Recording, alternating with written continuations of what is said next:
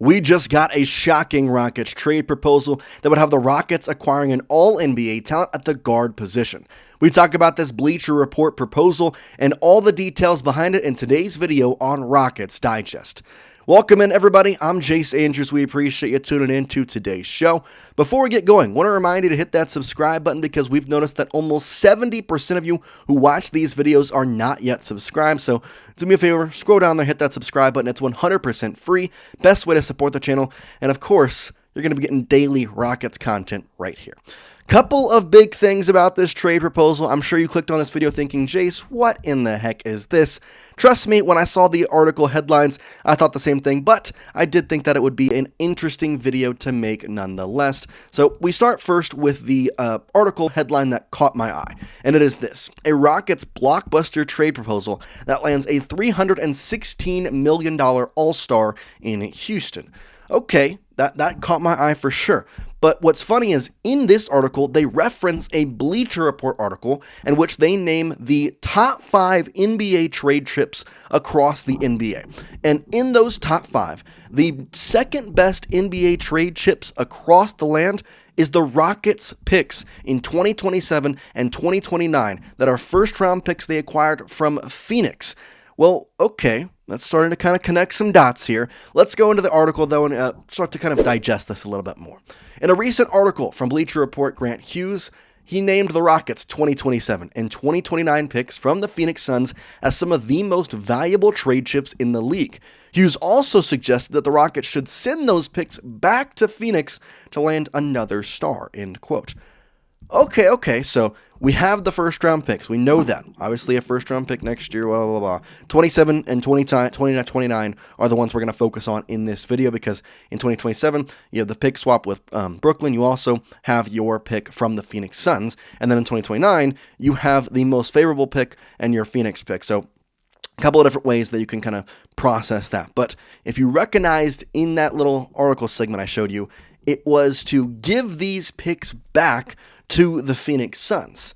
Okay, so what exactly does a trade look like? Obviously, the Rockets can go one of two ways with these first-round picks. In my opinion, and the way I see fit, is that the Rockets should save these picks and try and form themselves into a dynasty that's going to keep refilling themselves. They've been able to draft very, very well, and not that the Oklahoma City Thunder are a dynasty yet by any measurable imagination, but they are looking like they're going to be in a very good spot for a very long time. Well, the Rockets can kind of follow that in some aspects. They have Kevin Durant to win now, but they have drafted well, they have a bunch of young talent, and they have a lot of first-round picks coming up to continue flowing in this talent. Well, in that case scenario, that's what I would do.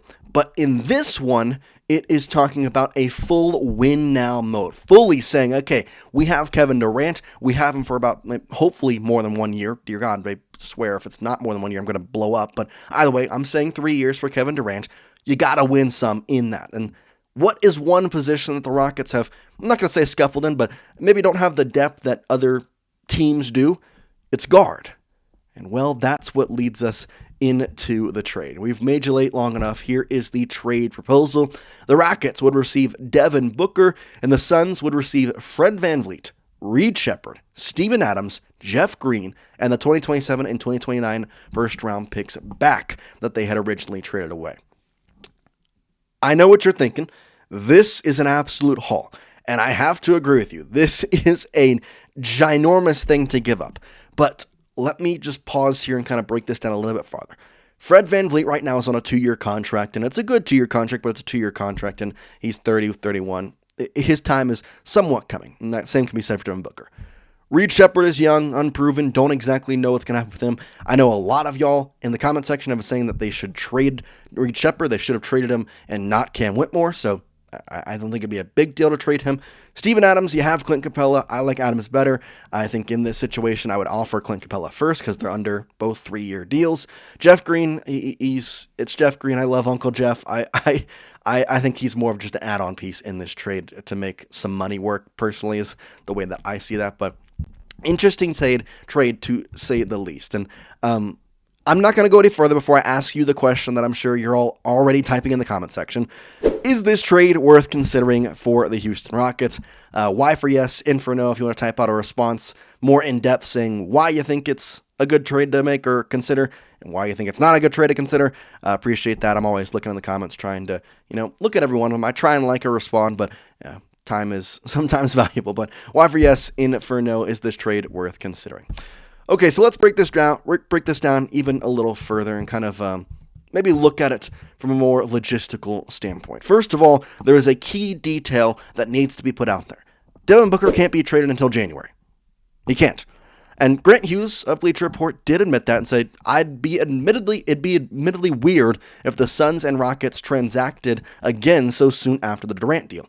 But there's just no other logical destination for this pair of future first-rounders.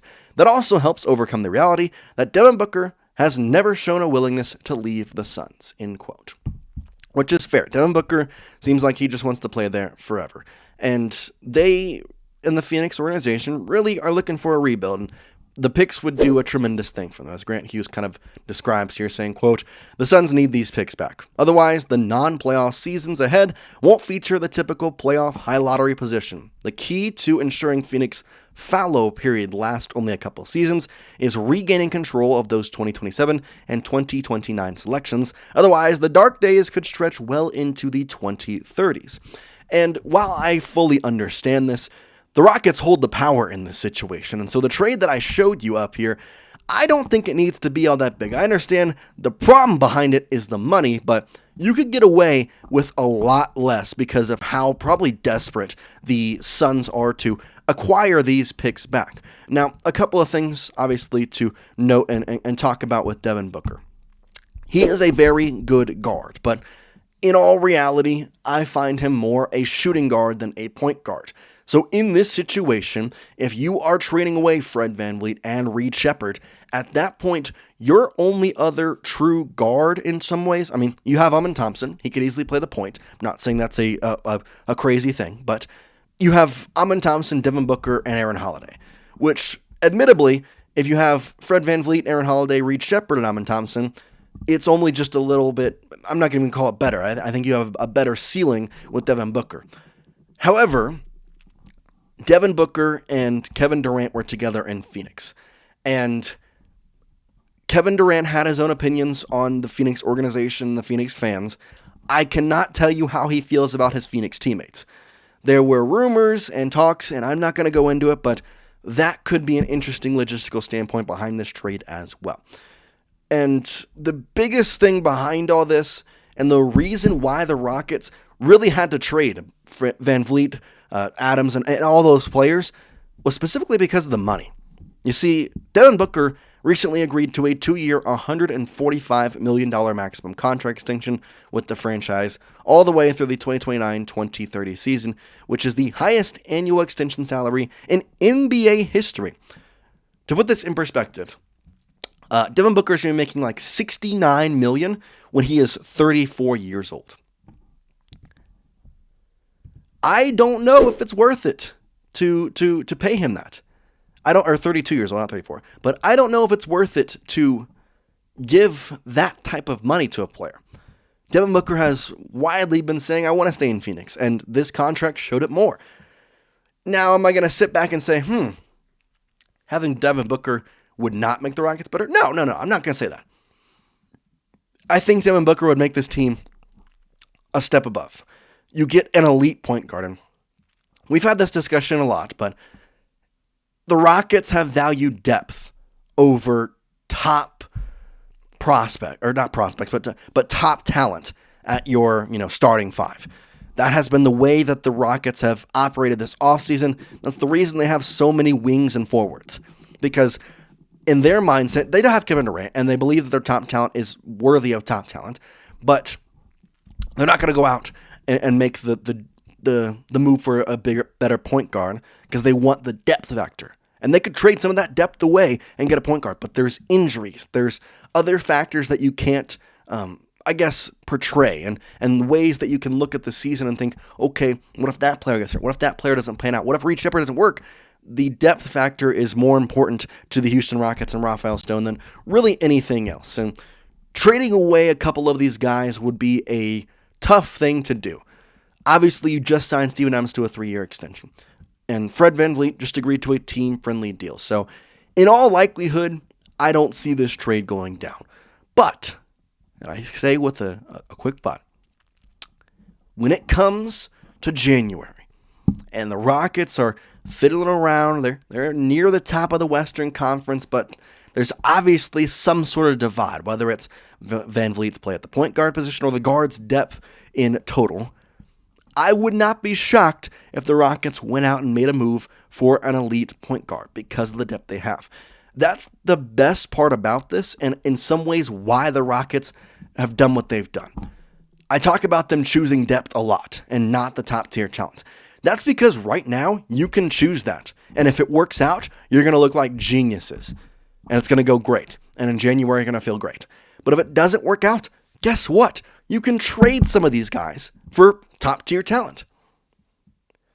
That's the kind of mindset that I believe the Rockets have allowed themselves to get to, is we have a team that we believe in. We have a depth factor that we love.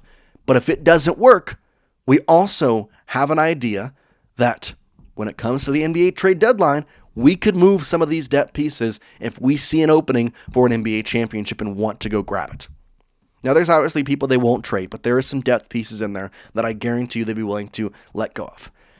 It all depends on how the season goes, though. And for that, we just have to wait about a month and a half, 2 months. So we appreciate you tuning into today's video.